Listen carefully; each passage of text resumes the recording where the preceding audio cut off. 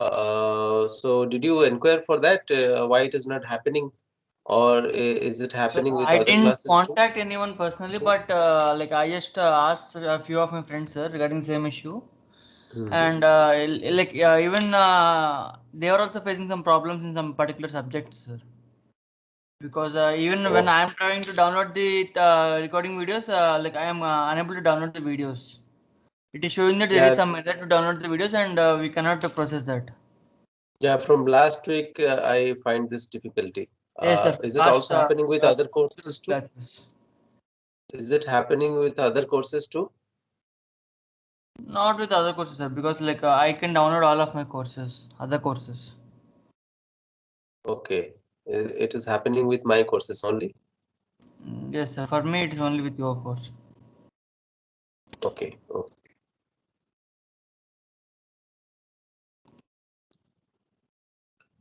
Well, I was discussing about health and happiness. So, when we talk about health and happiness, uh, let's understand whether they are related. If they are related, what kind of relationship do exist between these two constructs? Whether health affects happiness or happiness affects health. And before understanding this, let us discuss what do you mean by happiness? Where from happiness comes? So please raise your hands so we can have some discussions before I move to a very interesting research study by Harvard.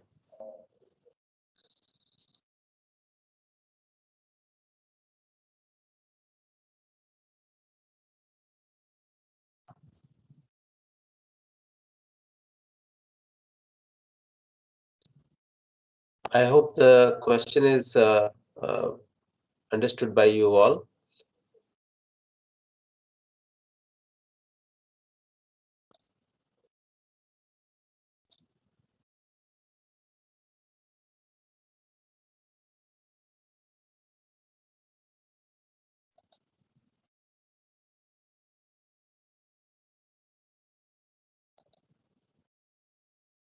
What is happiness?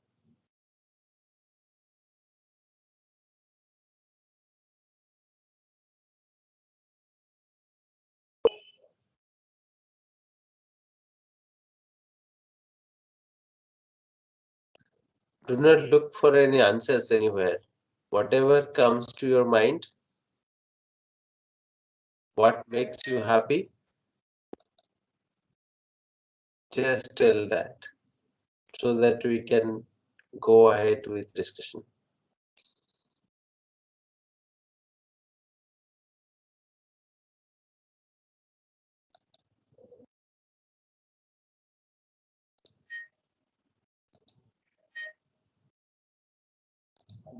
What is happiness?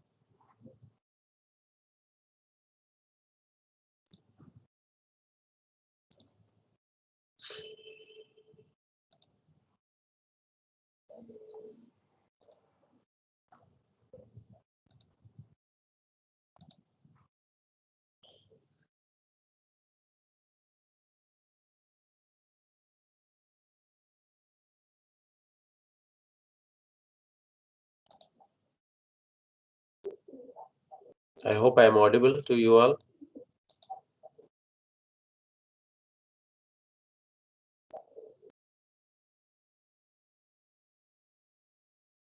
Vardhan? Yes. Piyush? Yes, sir. I would say happiness is a state of being stress free without worries. Yeah. Do not give me any kind of bookish definition. I just wanted to understand from your perspective how you become happy. What makes you happy? What is your understanding of happiness? Do not give me any bookish definition.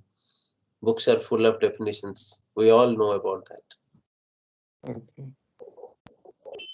Doing what So, what doing makes you like happy?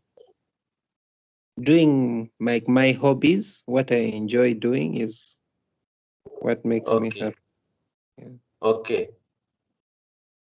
Whatever you like, you enjoy doing that, and that gives you happiness, right? Yes, sir. Yes, sir. Okay. So, what gives you the most happiness? Which kind of activities that you enjoy like doing?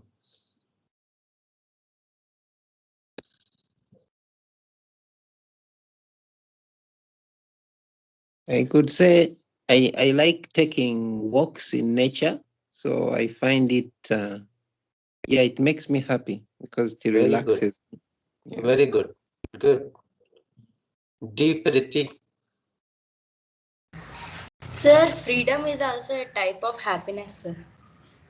Okay. Can you explain how freedom is a type of happiness?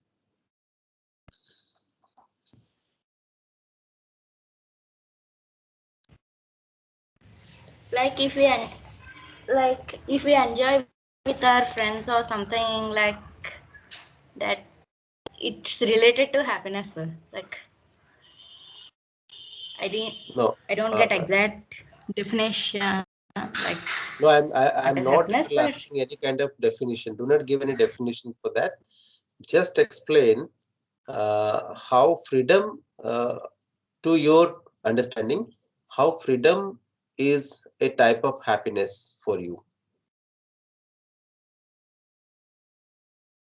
Are we not free? We all are in a free country, in a democratic country, isn't it? So that means we yes, all should be happy, isn't it? freedom means like we are like tension free, like that, something like that. Uh, If we are are you saying? free from stress and tension, so it makes our mind relief, and it may Free not be from? happiness, but it's make our stress and tension free. I mean, freedom makes you stress free and tension free. That's what you uh, want to say? Not exactly that, but Okay.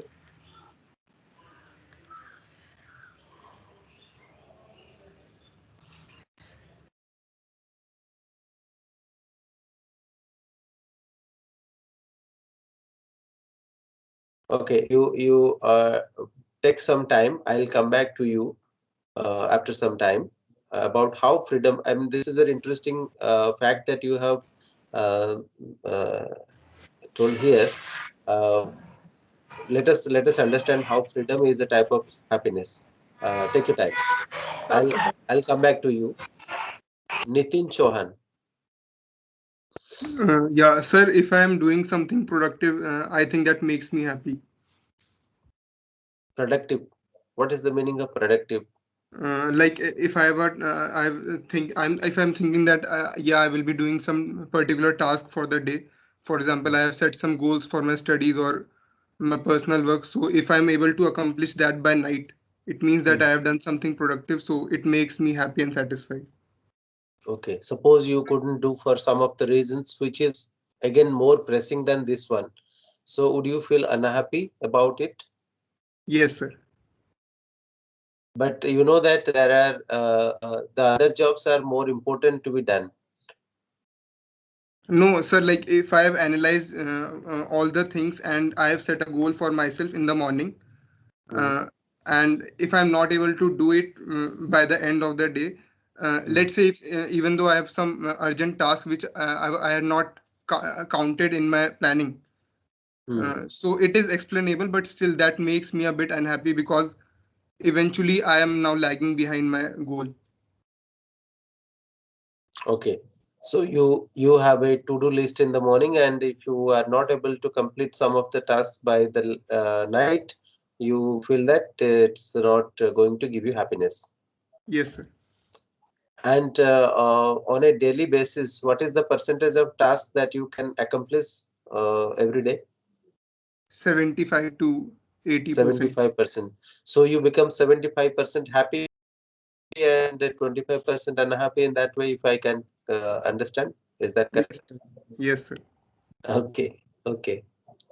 No, why it is important to understand your perspective on happiness, because it's not about happiness per se, rather it is about your thinking about happiness. How do you conceptualize happiness? Like the way you have said, being with nature, doing the works that is productive, and having freedom. Three answers I got by now. Having freedom is happiness.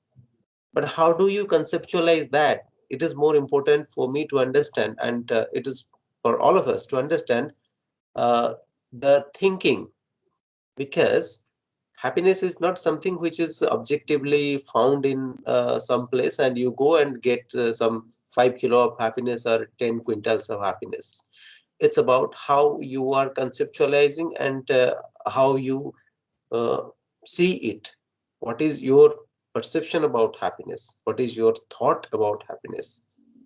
And what actions do you do uh, to become happy? In fact, no one does something to become happy. Not a very good number of people do it with an objective to become happy.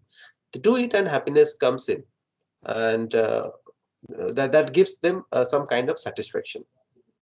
So from your perspective, you all are correct in your own perspective, except I'm waiting for Priti's response on how freedom is happiness. That's a very interesting answer that she has given, but I am still trying to understand how is freedom a type of happiness. If you are ready with some of the explanations, Priti, we are not expecting an answer which is correct. No answer is correct, no answer is wrong. The perception matters. So how do you conceptualize this freedom as happiness? Can you please explain? If we are having our own choice, that if we are interested and if we are giving our best to that some particular work, we can find our happiness without forcing of our parents or doing something. If we are self-interested with something, then we'll be happy with that. So freedom of Can you gaining just give me something. an can you just give an example? Example, sir, like in home, our parents will force us to study. So if we are interested to keep our, like if we are interested to study, then we can study in a peaceful manner. Or if our parents make us forced to study, then we won't study. That's, we can't say that's our freedom. If we are something, if we are interested to study, like we are having some particular time and we will study in that time, so we can enjoy our studies and Hmm. time same simultaneously. Okay, so you mean to say that being with parents is not giving you the kind of freedom that you are looking for, and they are forcing you to study all the time, or maybe as per their wish. But that's not the correct time you think to study, is Not it? exactly, sir, but Yeah, go ahead. Your mic is mute. Prit- yes, sir. Hmm. Sir, exactly, not exactly that definition, but it says that if we are interested, like example, I can say in a simple example that if I'm interested in drawing something, sir. If our Hmm. parents forced to do, we studied, the exams are coming like that. So Hmm. I can't focus in this drawing, and I can't focus in that study. Hmm. So it may having self choice is a type of happiness, sir. Okay, okay, okay. So curtailment of choices and the activities that you are doing is also leading to unhappiness, uh, and that is like lack of freedom. Lack of freedom uh, is a contributor to unhappiness, certainly. thank you for explaining your case, and Thank you, sir. the new perspective that you have added to this discussion. Um, Happiness is a type of freedom is a type of happiness. Good. Akash, Akash Devnath. Hello. Yes, Akash. Hello. Good evening, sir. Hello. Hello. Yeah, go ahead, Akash. Uh, Sir, I want to point out the point that freedom is a happiness. I want to say about something about it. Yeah, please. Sir, I think freedom means if there is various kind of freedom, sir. Somebody wants to like they want to give up their family and try to do what they want. That is one kind of freedom that they want to do anything. And that type of freedom, I don't think that that will make a person happy. It will make a person at a moment or in a, but a certain year, but after a long term, then we don't have their bad infection. So I think that this term should be like free from every mental disappointment, monotony that will Mhm. make a person happy. Sir. That's kind of freedom we want. Like Okay. if yes. How do you think that can be achieved? That's a good point you have raised, but what is the process through which people can get this freedom and achieve happiness or get happiness? To get the mental freedom, Mm. we always have to contact with everybody. Everybody means we have to share our points of views about life, about everything. We have to share our teachers with our teachers, with our family, and everything. When we will say our explain our internal things to another peoples who's are near to us, and we will harmful for our life, our society. I think this type of things that we read, we will get rid of a we will get rid of a various kind of mental monotony, like disappointment, because I am not doing any wrong thing. So for that reason, that will make me mentally give me mentally free. Okay, so it's this is I want to say. Okay, okay, good. Let us see what Harvard study says about happiness.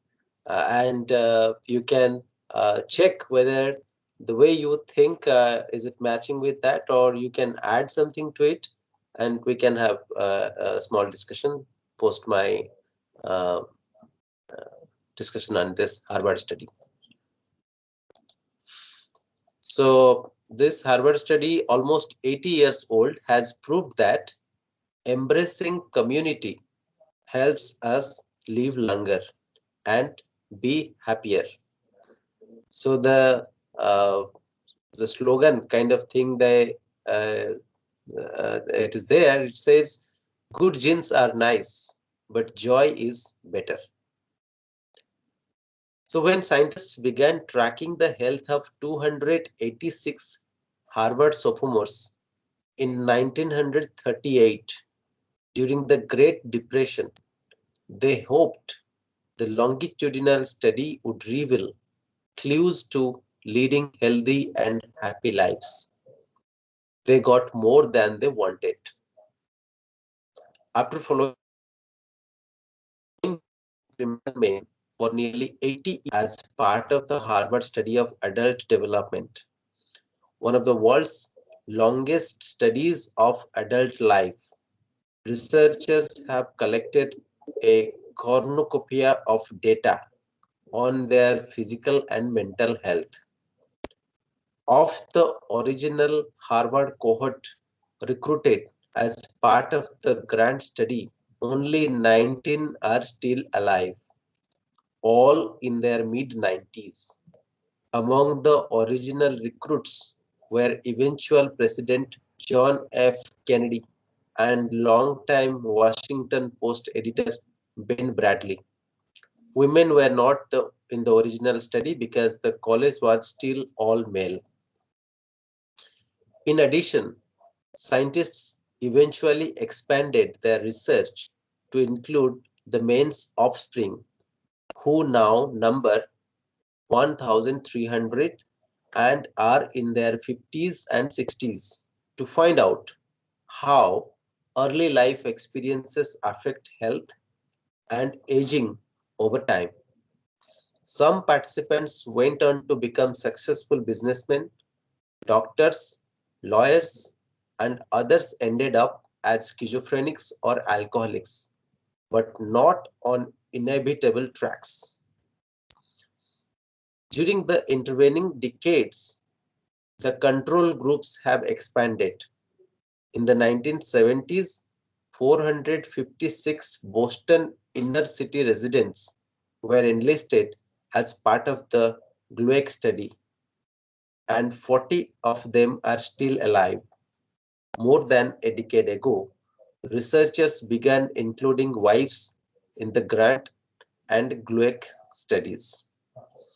Over the years, researchers have studied the participants' health trajectories and their broader lives, including their triumphs and failures in careers and marriage, and the findings have produced startling lessons, and not only for the researchers.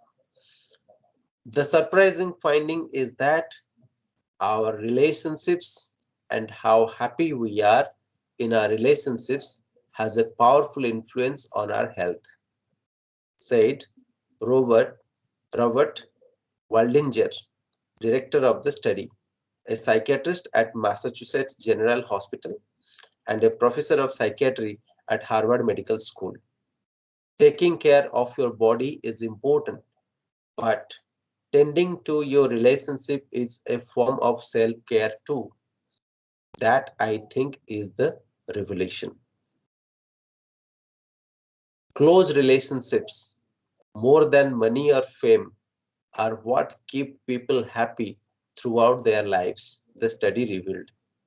Those ties protect people from life's discontents, help to delay mental and physical decline, and are better predictors of long and happy lives than social class, IQ, or even genes.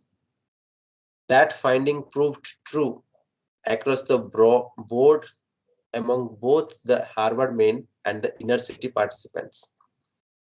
The long-term research has received funding from private foundations but has been financed largely by grants from the National Institute of Health, first through the National Institute of Mental Health and more recently through National Institute of Aging. Researchers who have poured through data, including vast medical records and hundreds of in-person interviews and questionnaires, found a strong correlation between men's flourishing lives and their relationships with family, friends, and community. Several studies found that people's levels of satisfaction with their relationships at age 50 was a better predictor of physical health than their cholesterol levels were. So there is a TED talk on this. So I am playing it for all of you.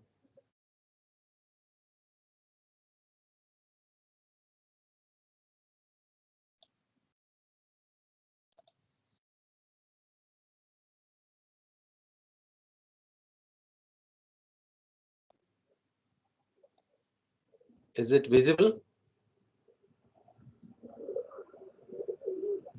Is it visible to you all? Yes, sir. My screen is visible?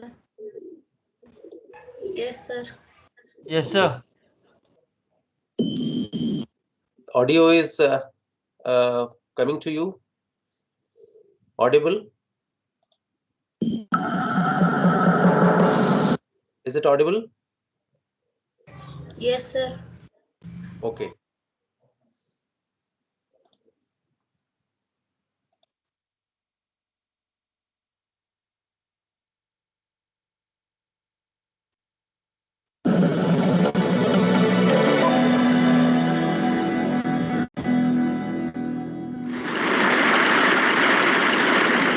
What keeps us healthy and happy as we go through life?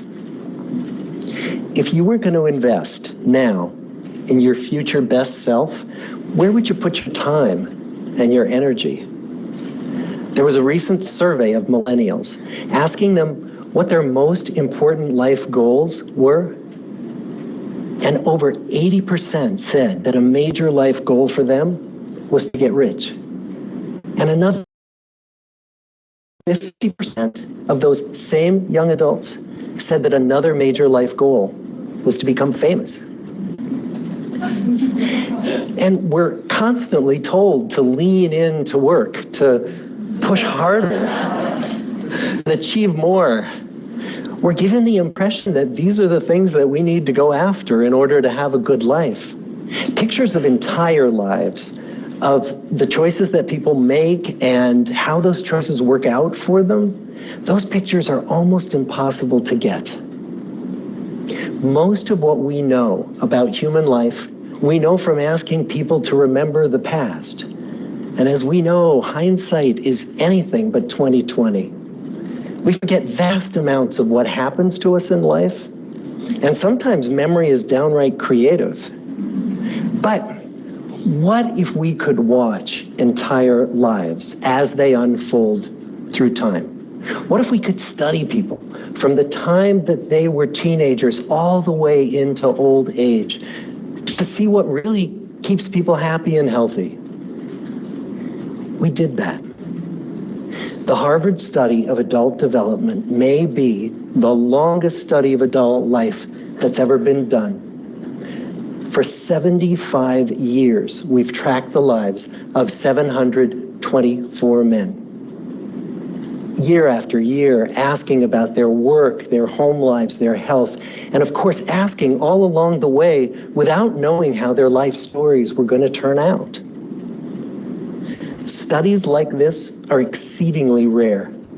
Almost all projects of this kind fall apart within a decade because too many people drop out of the study, or funding for the research dries up, or the researchers get distracted, or they die, and nobody moves the ball further down the field.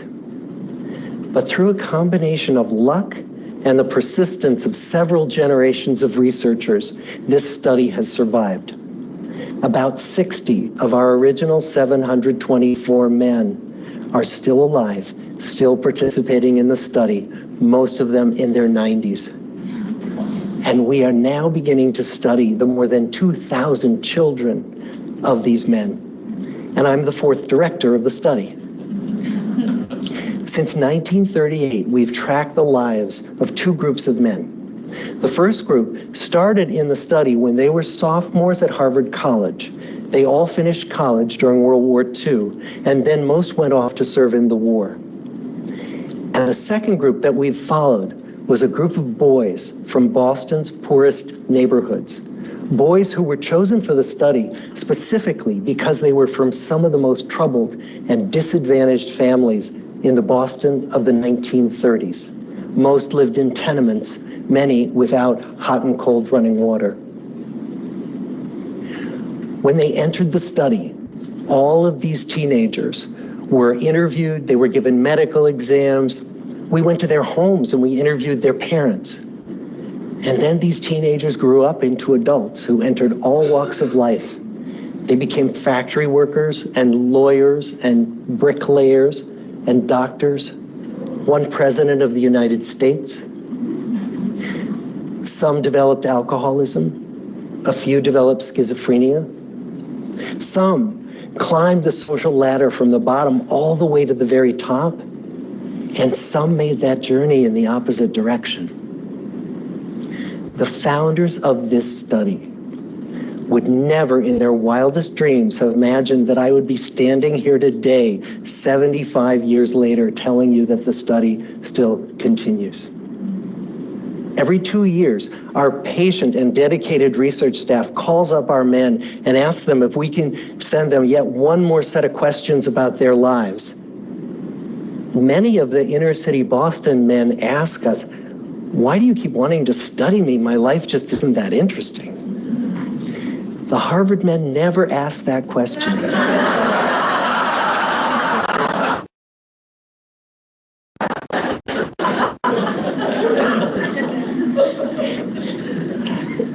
get the clearest picture of these lives, we don't just send them questionnaires. We interview them in their living rooms. We get their medical records from their doctors. We draw their blood. We scan their brains. We talk to their children. We videotape them talking with their wives about their deepest concerns. And when about a decade ago we finally asked the wives if they would join us as members of the study, many of the women said, you know, it's about time. So what have we learned? What are the lessons that come from the tens of thousands of pages of information that we've generated on these lives? Well, the lessons aren't about wealth or fame or working harder and harder.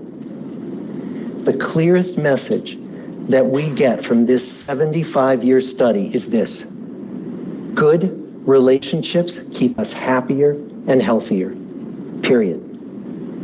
We've learned three big lessons about relationships. The first is that social connections are really good for us and that loneliness kills. It turns out that people who are more socially connected to family, to friends, to community are happier, they're physically healthier, and they live longer than people who are less well connected. And the experience of loneliness turns out to be toxic.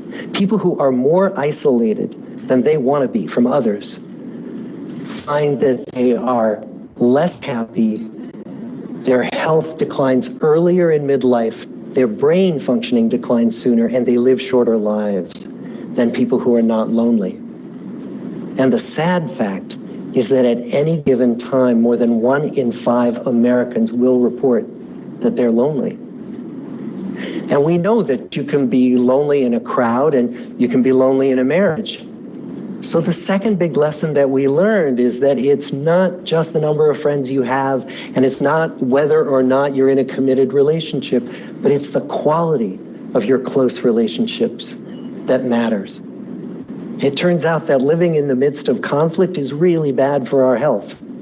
High conflict marriages, for example, without much affection, turn out to be very bad for our health, perhaps worse than getting divorced. And living in the midst of good, warm relationships is protective. Once we had followed our men all the way into their 80s, we wanted to look back at them at midlife and to see if we could predict who was going to grow into a happy, healthy octogenarian and who wasn't.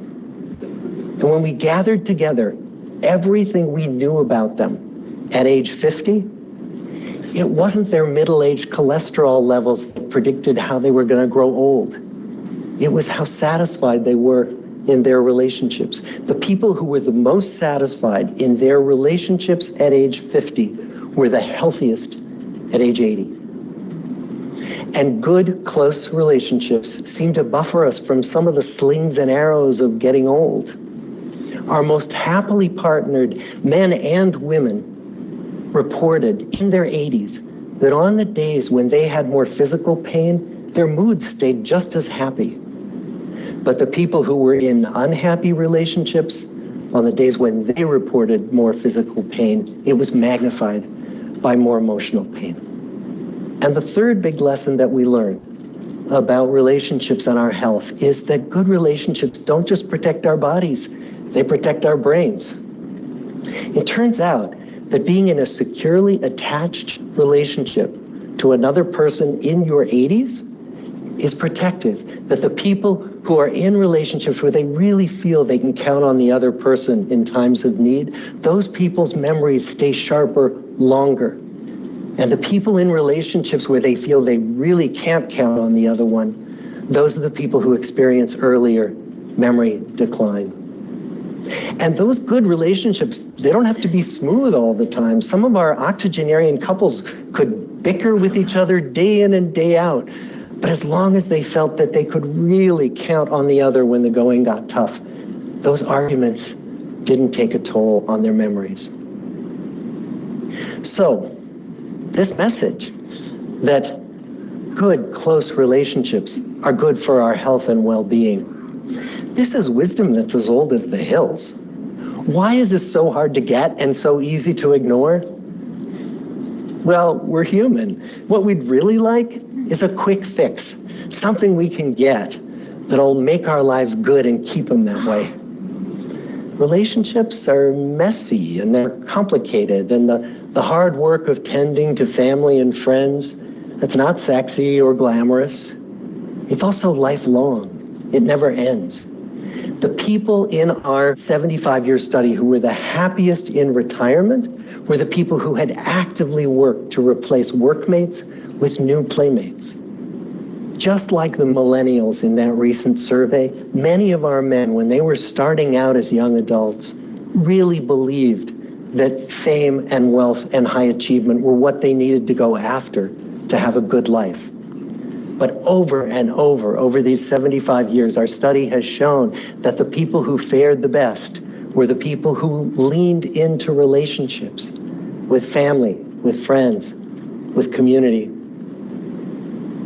So what about you? Let's say you're 25, or you're 40, or you're 60. What might leaning into relationships even look like? Well, the possibilities are practically endless. It might be something as simple as replacing screen time with people time, or livening up a stale relationship by doing something new together, long walks or date nights, or reaching out to that family member who you haven't spoken to in years, because those all too common family feuds take a terrible toll on the people who hold the grudges. I'd like to close with a quote from Mark Twain. More than a century ago, he was looking back on his life, and he wrote this: "There isn't time. So brief is life for bickerings, apologies, heartburnings, callings to account. There is only time for loving, and but an instant, so to speak, for that. The good life is built with good relationships."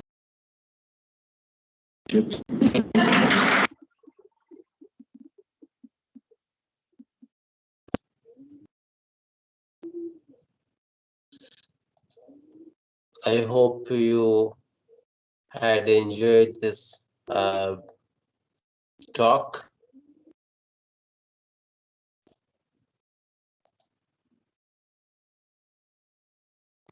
Yes, sir.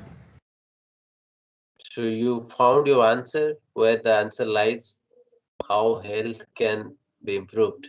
I mean, this is such kind of studies are generally not very easy to conduct, and when we have such a long study of close to 80 years, and the kind of insights that they have developed from the study, it really matters for all of us that yeah, relationship is the key layers of happiness. Quality relationships, I hope we all would think about investing in quality relationship. We shouldn't have so many friends in social networking sites just for the sake of having more number of friends to show or to boast of. But we can only close friends with whom we can share our thoughts, our feelings, our frustrations, our angers, everything.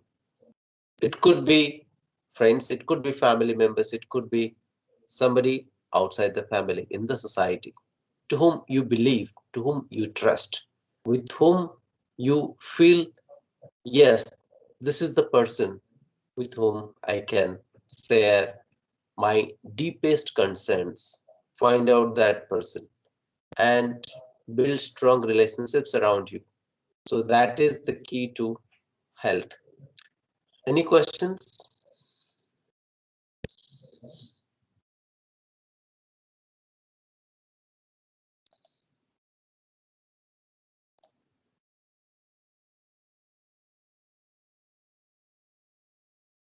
No questions? No, sir.